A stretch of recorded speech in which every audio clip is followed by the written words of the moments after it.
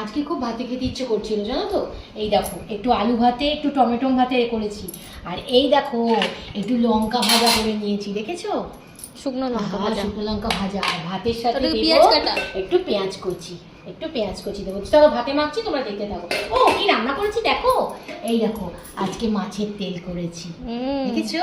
আর এই দেখো মাছ করেছি, ভাত দেখাচ্ছি, এই দেখো মাছ দিয়ে আলু দিয়ে ঝোল করেছি, দেখো ঝোলটা দেখেছো? আর এটা তো জানোই, এগুলো খাবার জন্য যেটা ইম্পর্টেন্ট সেটা হচ্ছে ভাত। চলো ভাতে মাখছি। প্রথমে পেঁয়াজটা দিয়ে নিলাম, এবার লঙ্কাগুলো একে একে ডলে নেবো, একটু ঝাল করে মাখবো, মুখে একটু স্বাদ আসবে তাহলে। অনেকদিন ভাতে খাই না। তেল দে। হ্যাঁ একটু তেল দিতে হবে, এই যে তেলটা।